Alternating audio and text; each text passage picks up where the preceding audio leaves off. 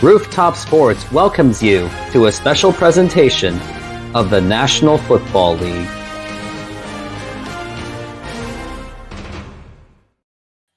And welcome to a Seahawks post-game, more like preview of Week 2.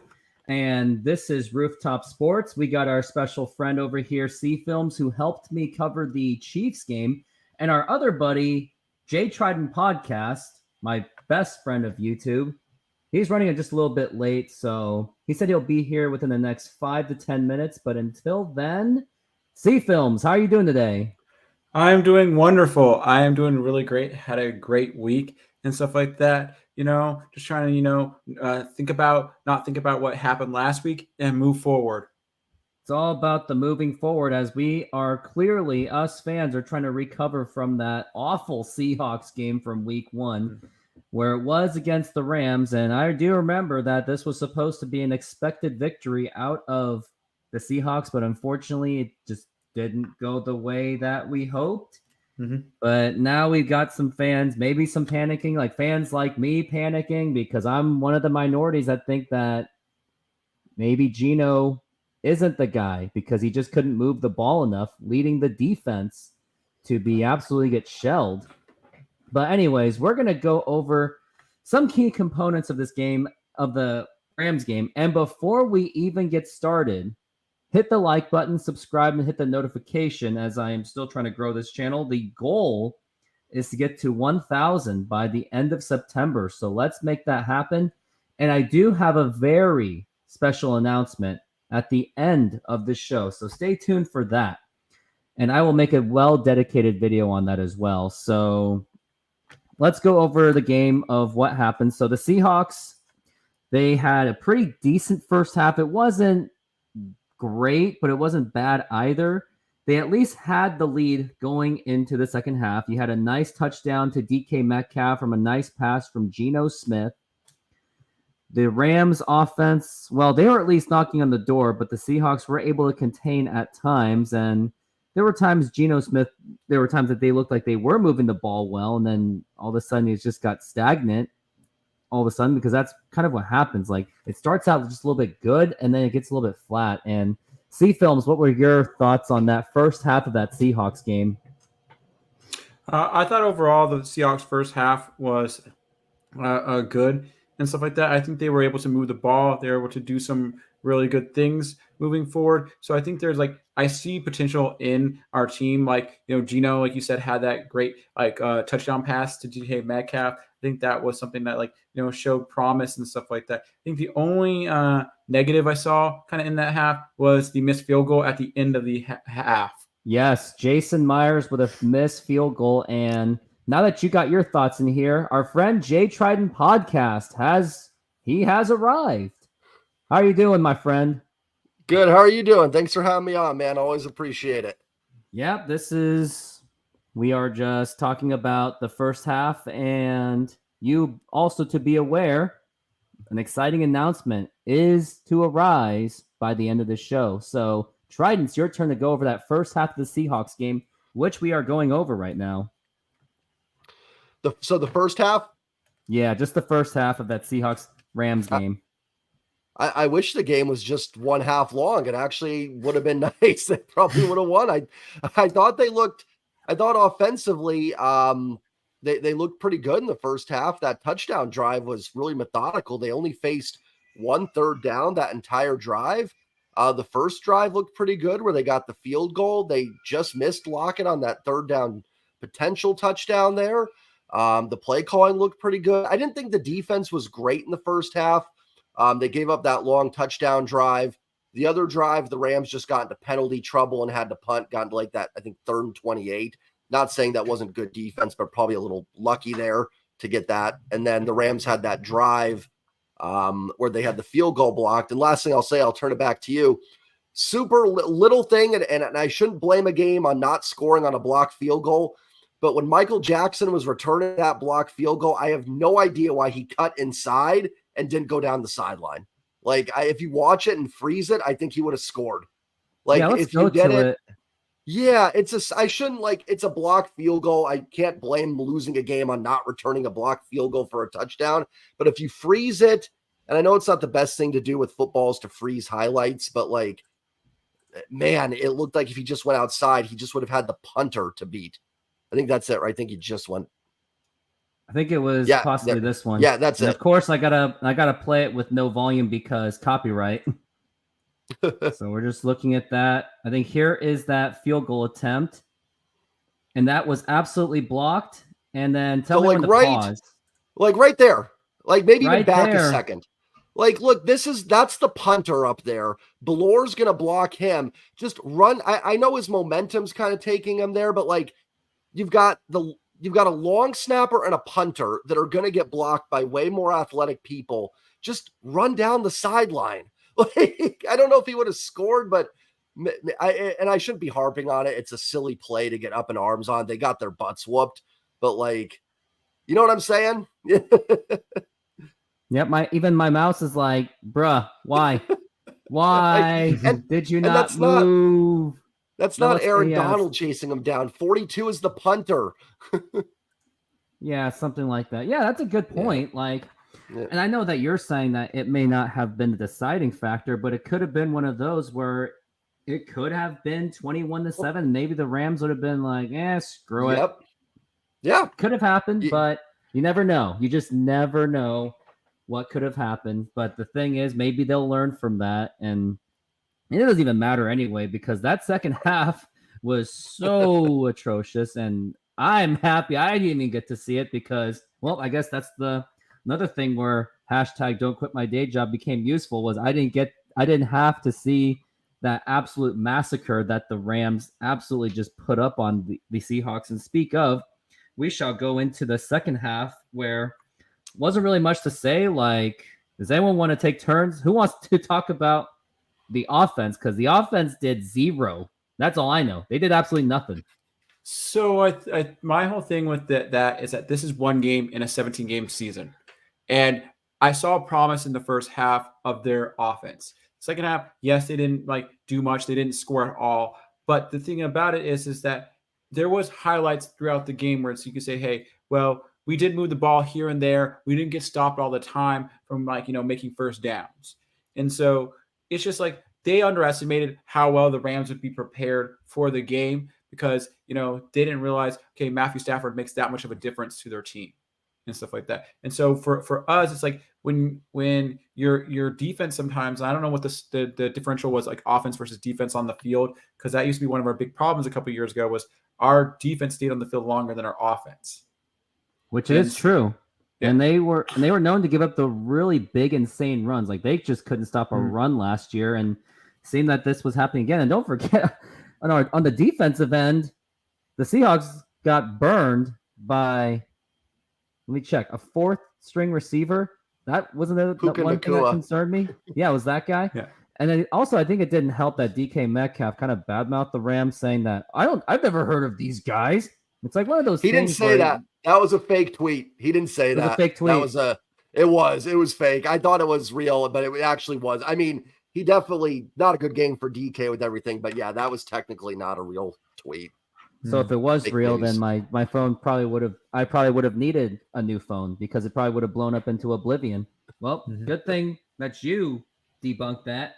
I probably should have checked his Twitter. That's the thing. Whenever you see an outrageous tweet or something, check their Twitters first, because usually you might see them fake, and I have seen those before.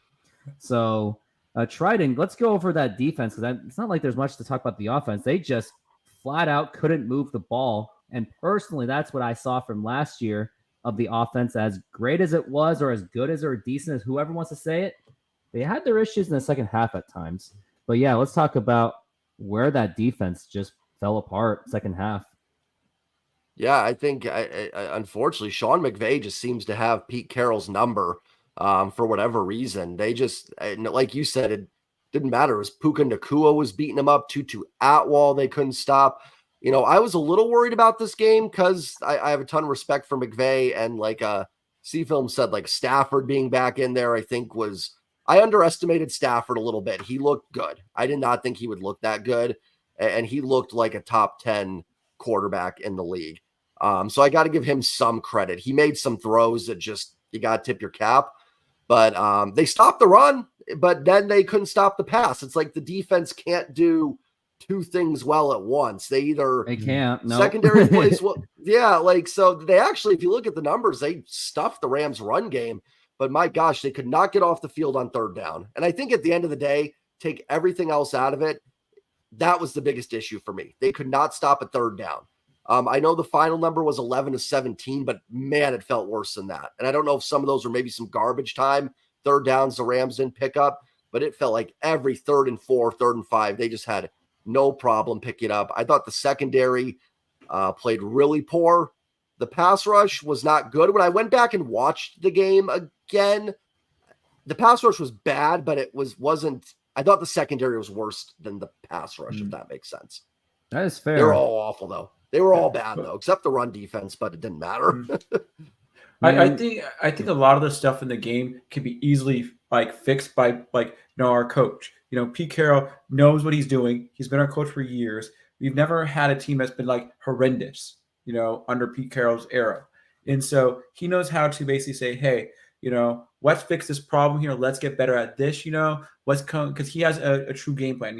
He focuses on defense a lot, and he focuses on the run game.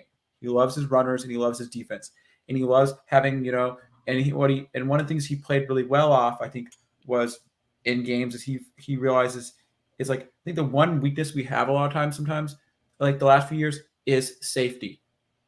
I think that's the one thing we need to fix, because our safety keeps getting injured.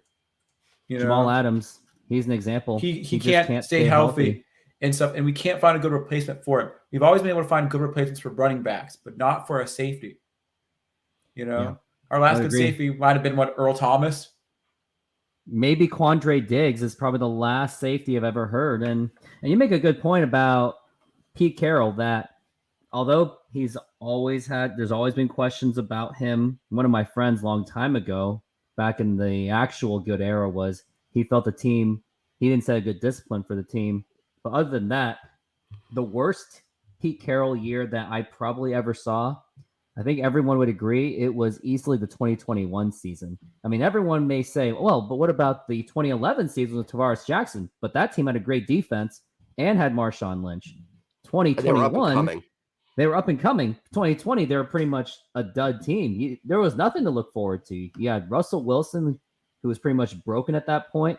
We didn't know if Geno Smith could actually step up at the time. Defense was atrocious. I don't even know if we even had a running game, because I think Chris Carson was pretty much on his way out too. Yeah, of course.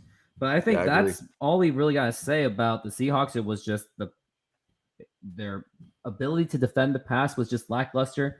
But yeah, like we all agree, the best they did do, none of their running backs at least passed 100 yards, past maybe 50, which they did. It was Williams with 52.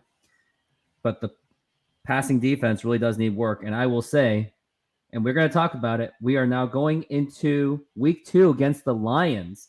And I will say, week 2 against the Lions is not going to be easy, because C-Films and I saw that game. And C-Films, what did you remember about that defense from the Lions when they were going up against the mighty Pat Mahomes? So one thing to go back to with the Seahawks is, under Pete Carroll, they never had a season less than 7 wins. They've always gone 7 or better. And the thing with Pat Mahomes is to note with Pat Mahomes is that Pat Mahomes had young receivers. People were talking about he had new receivers in there, and he hadn't had gelled with them. Remember what happened to Aaron Rodgers? When you don't have that relationship with your receivers, they're so much more important than your running back. You can plug and play any running back in, because any person could just run. You hand them a ball, they can run. Make sure they don't drop the ball as much. But with a receiver, there's more to it than just handing off a ball and protecting it.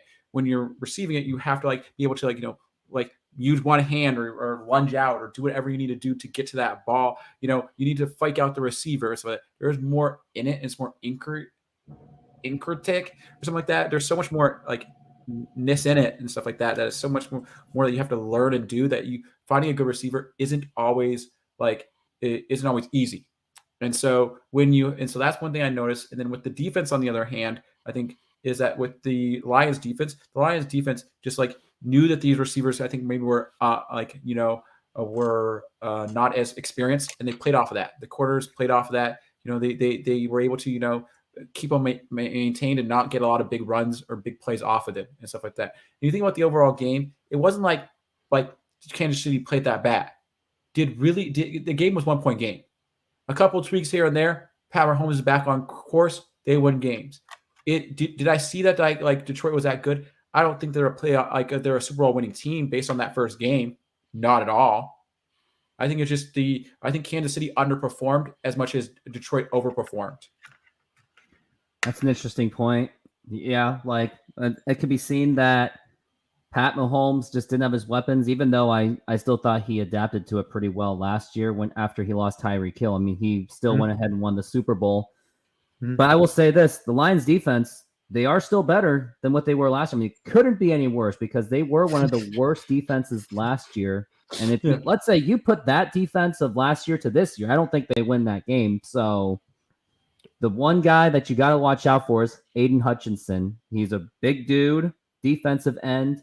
He will get after the likes of the Geno Smith and Trident. What do you think your thoughts on what are the keys for the Seahawks to win against the Lions? What do you think will be the most critical component for the Seahawks to beat those Lions? And it's not going to be an easy one because we also have our problems against Jared Goff as well.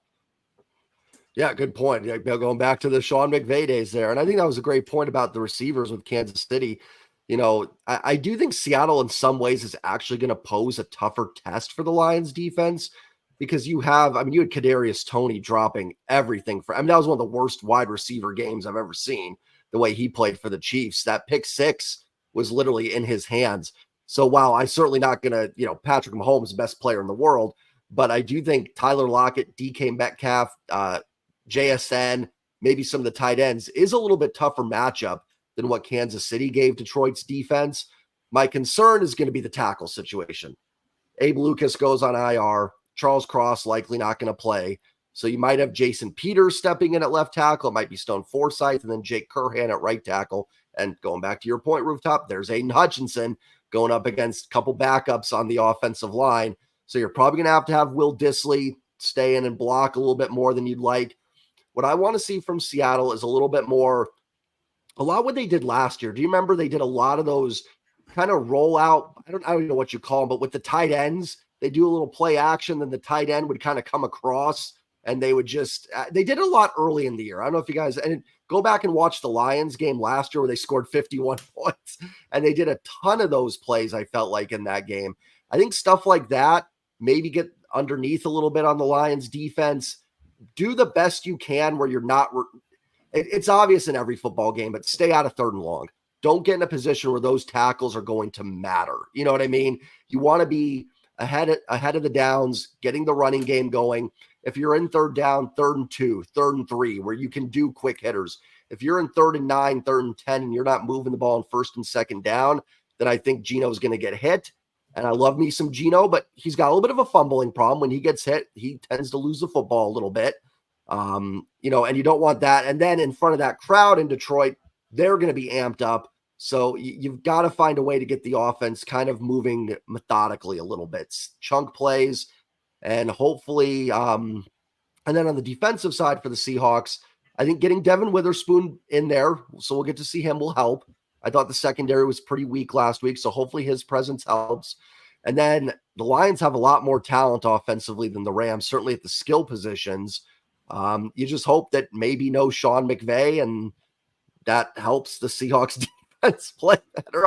I'm a little worried about the defense, but the good news is, and this is what I'm clinging to, they can't play a whole lot worse on 3rd down than they did last week. Eventually, they're going to get a sack, right? At some point, they will have a sack and a turnover. Yeah. So, that's not a ringing endorsement, but I think for me, one thing I noticed, and this is kind of how football is going, it's becoming more of a passing game. So I think the two-pronged approach you need to do is you need to have an approach where you basically have like man-to-man almost coverage on the actual receivers or something like that. You need to really focus on those and then focus on trying to basically blitz and tackle the quarterback. Because if you notice Jared Goff, he's not a running quarterback. So if you can put pressure on him it's going to be a really great day for him to mess up throws and throw the ball away. Because does Detroit have a good running game? I've never even heard of their running back. I couldn't tell you who they are. I could tell you it was David Montgomery. He was I believe he was a longtime player for the Green Bay Packers. And he's at least, I guess what? I lied. Not Green Bay Packers. It was actually Chicago. Let me start over there. So David Montgomery is actually, yeah, that was Ty Montgomery. So yeah, David Montgomery was formerly the running back of the Chicago Bears. He had one great year. He's been working with like a lot of running backs, like Chicago Bears. They had multiple running backs in their days. It was David Montgomery, and I think they had Talik Cohen as one of their other running backs as well. So he does come from a team that was an offensive run-heavy team. So I do expect David Montgomery to be a big target on that one.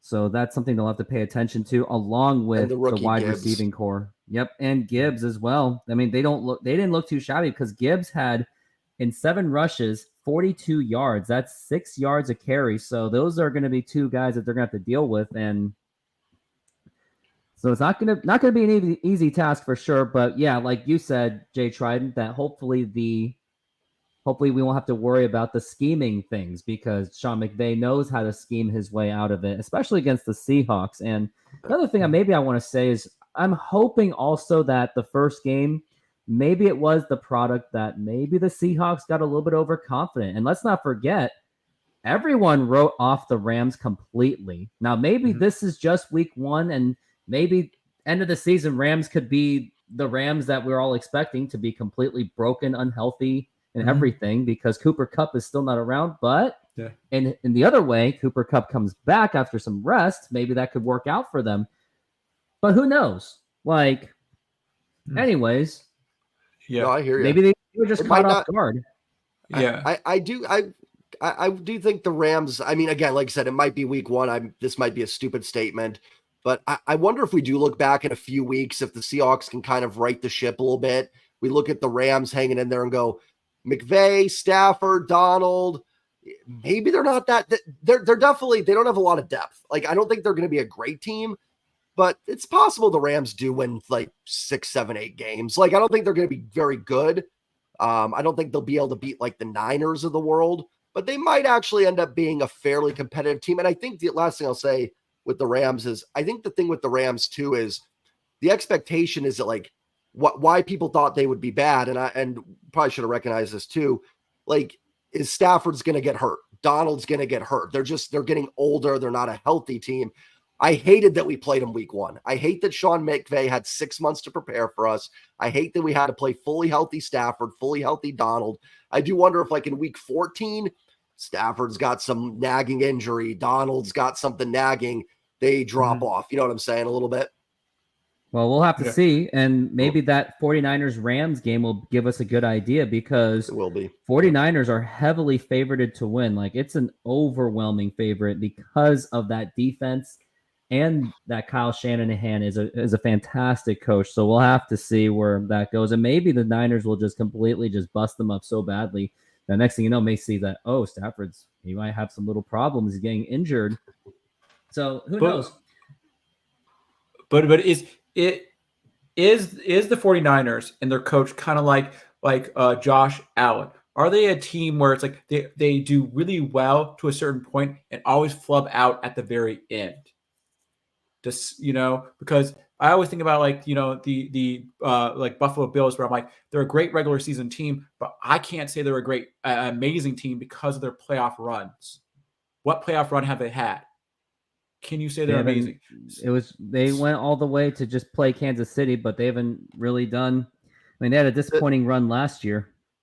The quarterback situation is still a question mark with the Niners. Like, Brock Purdy looked really good, but I do think like, and I keep waiting for the shoe to fall off and it's not, but I do wonder if you get Brock Purdy in a shootout, can he like go win the game? Like in a Patrick Mahomes style, that roster's so good. He may not have to, but like, and I'm not trying to diss them or diss the Niners or anything. I think they win the West. I think they're a great team, but it does remain to be seen. Like, can Purdy go into Philly in the championship game and win? Can he go into Kansas City and win? So I do agree. Like, I think that's been kind of their slight missing piece, maybe. I don't know, because Purdy's look good, but I still don't know about him.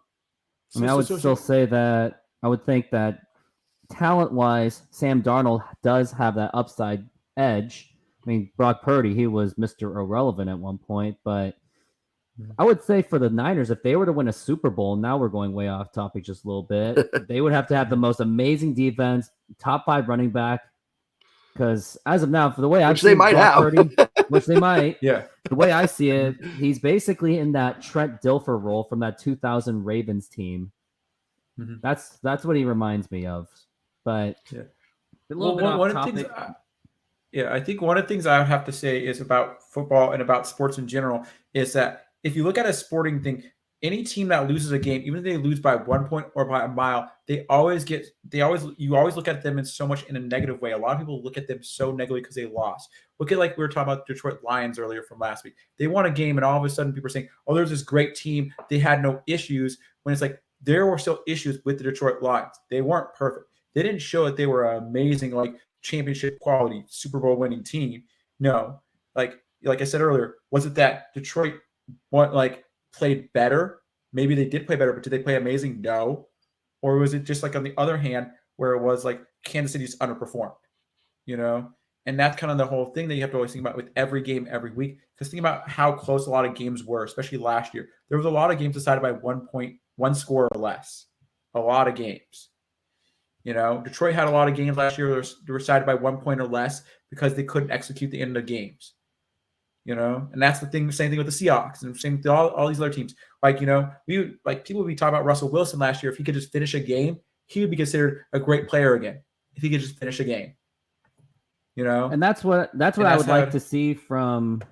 That's exactly what I would like to see from Geno Smith going forward. Is although as much as he had a great season last season, there were things that did bother me. Like, I'll go to those games from last year, and both of you are free to debunk, because, I mean, the debunk easily is that Geno Smith never had a good defense to work with, and he always had to go out there every single time. But there were some games where I do think, like, it did happen in the second half where I think that he actually had the opportunity to close it out, and it just didn't happen. Games I will point out, the Atlanta Falcons, I think he had some opportunities. This is from last year. He had some opportunities to get that lead out of the Atlanta Falcons, and that was a beatable team, even though we didn't know at the time, because I think around that time, people were still expecting the team to tank. I was. Yeah, same. We all were. The New Orleans Saints game, now, that was a little bit of both. That was just defense. You just couldn't stop Taysom Hill. He's just a whole different animal. But I still think Geno Smith maybe could have gotten one more drive out of it. Maybe that's just too much to say, because Taysom Hill was Taysom Hill. So maybe that one gets some slack. But the Buccaneers game, Geno Smith did fumble the ball at the goal line. Yeah. The Raiders game. Yeah, go ahead. Well, just going back to a lot of these games, if you look at a lot of the Seahawks games, how many of the games the Seahawks played last year were really blowout games? Like, if you go back and look at their season, I'm looking at a lot of their games, and I'm like, okay, well, we had a blowout game against the Rams, and then we had a blowout game, like that was like the wild card game. We had a blowout game there. But you look at a lot of our games, we had games where we lost by very few points. Like, we lost to the Panthers by 6 points. A couple things would have went our way. We would have been a 10, 11, or 12-win team. We could have potentially been a 12-win team. They could have won the division with the way it was going. But I was going to that Raiders game. There was that final drive in the fourth quarter where Geno Smith, all he had to do was just move the ball into the field goal range, and that didn't even happen. And as much as you can say the defense just couldn't stop Josh Jacobs, who basically Bo Jackson his way in overtime, I will say Geno Smith could have prevented that situation where he could have at least finished that game. And I know, and you guys have been warned, and especially you, Troy, you've been warned that, but I am not a Geno Smith fan at all, because I just don't think he has the clutch factor. But everyone's saying, but it was the defense. It was the defense. But there were times he could have just actually finished it. Could have finished the game. I think it's definitely a double-edged sword. I get what you're saying. There were some games last year, like that they got the ball in overtime against the Raiders at like their own 45-yard line or something because the Raiders missed that long field goal. You're looking to get 20 yards and you win that football game, and they couldn't do it. They had the drive. Heck, let's even the wild card game. You mentioned the Bucs game, the fumble. The Seahawks had the ball deep in Niners territory, down 6 late in that third quarter. And Geno strip sack fumble. Listen, at the end of the day, I can't, go back to the Raiders game. I can't look at a team that gave up 40 points and scored 34 and say, oh, that's on Geno. But you know what I mean? But I do get where you're coming from. There were definitely some games last year where the Falcons game, the Bucs game, where, and I don't remember each play in those games, to be honest. So maybe Geno, it wasn't his fault. I don't remember the Falcons, how that one ended. But I remember the Bucs game, the fumble. There were some moments where if you just could have done that much more, they might win some of those games. So I don't think you're completely off base with that at all. I get where you're coming from. Like I said, I can't sit there and say the team gave up 40 and that's on the offense, but they definitely had winnable moments in those games to do it. You know what I mean? So I get where you're coming from. And sometimes that's as much as defense. Every team has a defense problem, and not every team has the luxury to have an amazing defense. We've had guys like Jimmy Garoppolo always had an amazing defense with him. Russell Wilson had always had an amazing defense. But sometimes you just have to step up no matter what the other factors are. Sometimes it's all on you. And now Epic C, you had some, or C Films, you had some things to say. Yeah. Well, my big thing, going back to your point, is there a point? Is there, like you were talking about the points? Is there a number of points that a quarterback can score in a game, and it doesn't matter if they win or lose, that it's the quarterback's fault if they win or lose? You see what I'm saying? If a quarterback if you're automatically always scoring, like last year, Jared Goff, they were scoring 30 points a game and losing games for the first, they were losing a lot of games during the first 8 games of the season. But it's would you say that a quarterback can score 30 points? Is it their fault? That's why they lost games. Is that the main reason why the team lost the game? Like you were saying, it could have been the defense. It could have been other things. So if your defense would have had one better drive or stepped up 3 more times, they would have won the game. I get where you're saying, oh, Geno had some issues. Yes, some quarterbacks fumble. Even Aaron Rodgers has done it. All great quarterbacks have had issues. And can you really blame the quarterback for losing someone the game, every single time? Not necessarily. If you count for half the Seahawks losses last year, were they quarterback related? Maybe at most half of them. So you could say, okay, yes, Geno had some issues, but you can also say, well, half those games are not Geno's fault that they lost. Oh yeah, I'll give it to you. The 49ers game, the very first one, that one was there was not much they really could have done. That was just defense falling apart. Even the 49ers game, that one I was the Chiefs game, yeah, sure. I mean, there was I guess those were maybe the 2 games that I see where it was there was nothing they absolutely could have done. And the Saints game, I'll backtrack and say that there was really nothing Geno Smith could have done because Taysom Hill pretty much made it impossible because that guy, he became the Tim Tebow that should have been. Yeah. And football is so nuanced too that it's hard to say the Raiders game. Not to keep going back to that one. A lot can be true. Could Geno have done something in that overtime to win the game? Definitely. He also played a really good game overall, and the defense gave up 40. So both things can be true. It's hard to just say this game falls on this one thing. Obviously the defense sucked against the Raiders. I don't think any of us would argue that. They were awful. Yeah, they were absolutely awful. But there was a point in that game and I love Geno. I love me some Geno. So I don't want to sound like I'm turning into, I got a Geno jersey hanging in there, but Marty, I'll take the shot for you. There we go. Rooftop. Thank you. Yeah. But there was a chance for him to win the game and he didn't do it. Does that put the loss on him? Not necessarily, but there was a moment there. The Falcons game, I think he threw an interception late. The defense was awful in that game too, but he had a chance. Football is so hard. We do baseball all the time. And, if Mike Ford pops out with the bases loaded, we know that's Mike Ford's fault. football has so many little moving parts that it's so hard to say, like, we were talking like the receivers with Patrick Mahomes. It's always it's just such a nuanced game. Yeah, well, speak of the Chiefs. Yeah, go ahead and we got one of our fans who's chimed in, so I want to make sure that her stuff is heard. Okay. Well, just for me, one of the things I was going to say was that at the end of the day, if the Seahawks make the playoffs again, the Seahawks don't make the playoffs again, who are you going to blame for each situation? Who is going to be the first one on your radar this year? Would you blame Geno Smith? Would you blame Pete Carroll? Would you blame the defense? Would you blame the offense? What would you blame in this situation? We know for some teams, we already know who they're going to blame. Like we know for our old player, Russell Wilson, he's in a situation where you can't blame the coach anymore because it's a new coach. He already has been there 1 year. Most likely, if the team doesn't do well, they're going to blame Russell Wilson.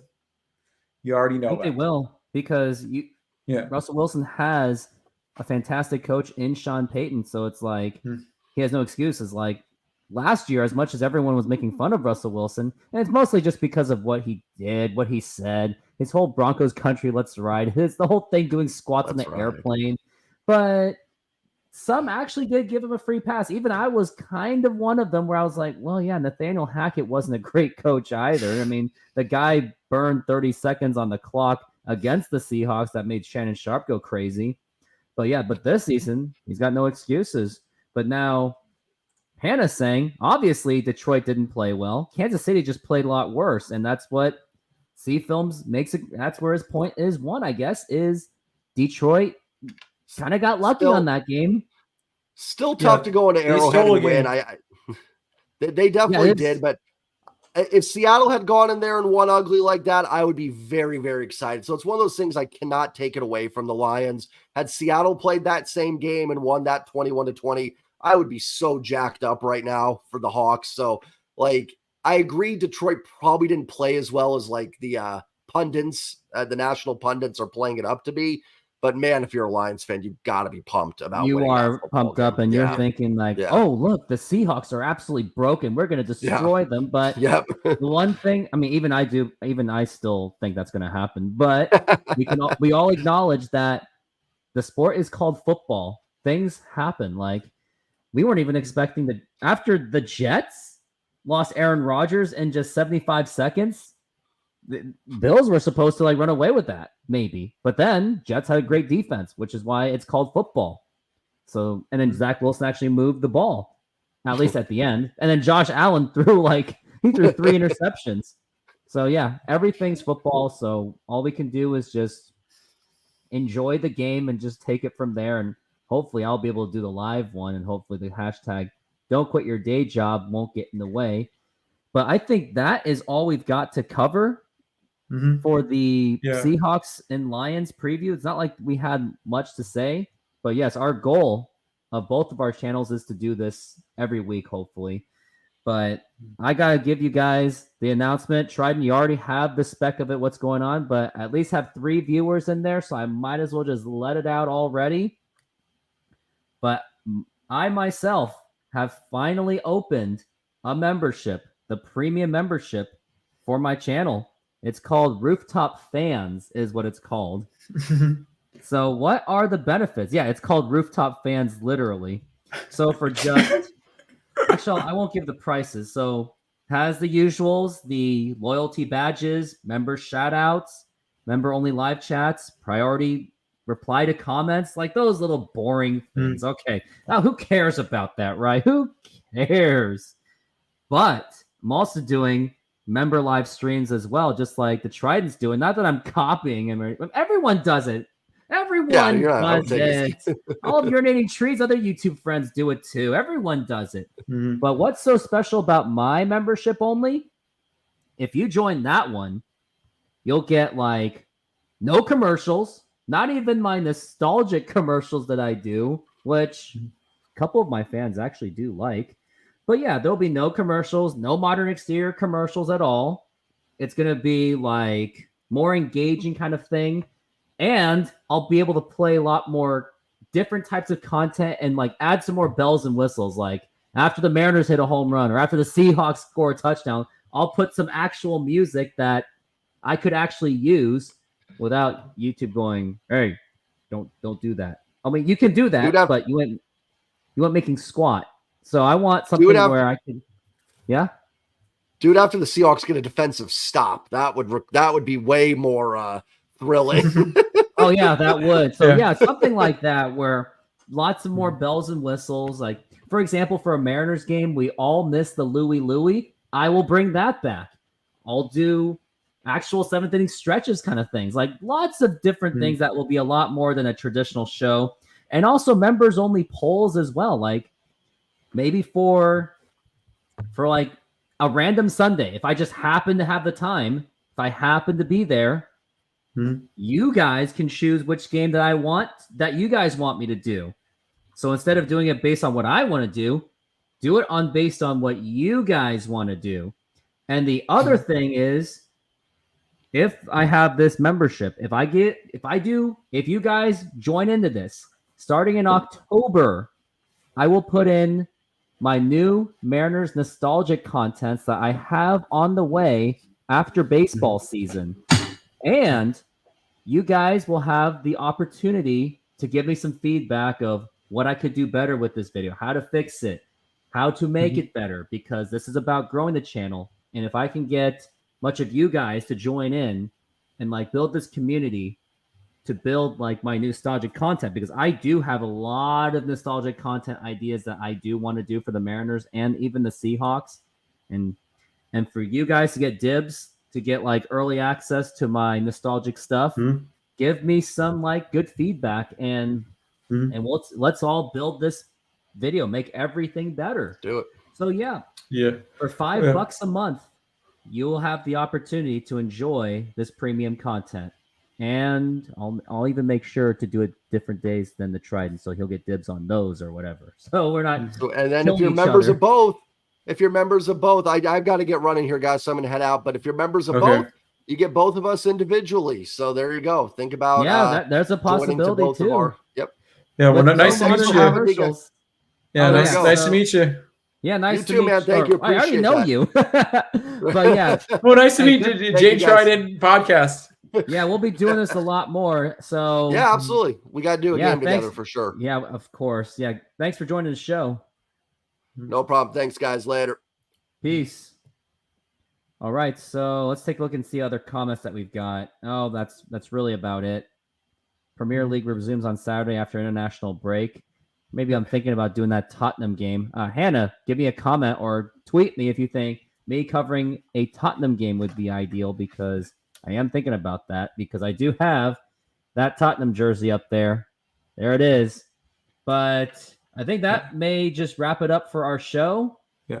The one thing I have left is I've been doing a project for my I built a website, the seafilms.com website, and I think one of the things I've been building out is a actual like city fact page, pages about athletes that are born in certain cities. So I have a whole page about athletes that were born in Seattle. So if you're really interested in learning about like the Northwest, learning about different cities, and about the people that came from here, there's actually quite a few basketball and like football players from this area. Yeah, that's something. Maybe make sure that, hey, C Films, tell me about your stuff and make sure to promote it the best you can as well. Yeah. So C Films. So one of the things I do is I build a Northwest media website with a focus on movies. And it's kind of like a crossing an IMDb and a Wikipedia for the Pacific Northwest. It's called seafilms.com. So my name here, just .com. And I also do Twitter. So I talk about like movies, and I also talk about sports a lot. Mostly I focus on the Seahawks, and I focus on like the Kraken. Those are kind of two that I've actually gotten really into. So that's kind of what I do. And then the other thing I've gotten into is Instagram.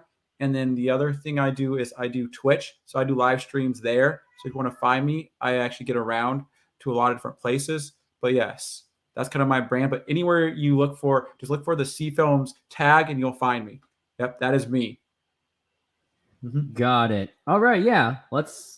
And the more you're on this show with me, let's make it happen. So yeah, I think that's gonna do it for our show. C Films, if you have a few minutes, we're gonna plan something for Sunday. So as of now, I do plan to be there on Sunday. And actually, I'll just let it out. C Films, you're gonna be there Do you have a chance to be there on Sunday for the Seahawks game if I'm there? Yes, I can be there for the Seahawks game. Yes. All right, let's get into it. And so, yeah, as of now, we are going to be there for the Seahawks game on Sunday.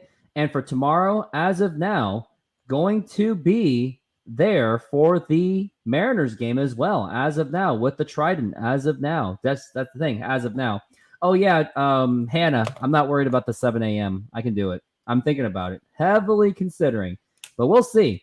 But anyways, thank you very much for being on this show. And once again, hit that subscribe button, notification, and hit the like button. I know I got those jumbled around, but you guys know what to do to help grow this channel. Thank you very much. Well, thank you for having me. Thank you for having me here. And thank you. Thank you for being here, C Films. Have a good night, everyone.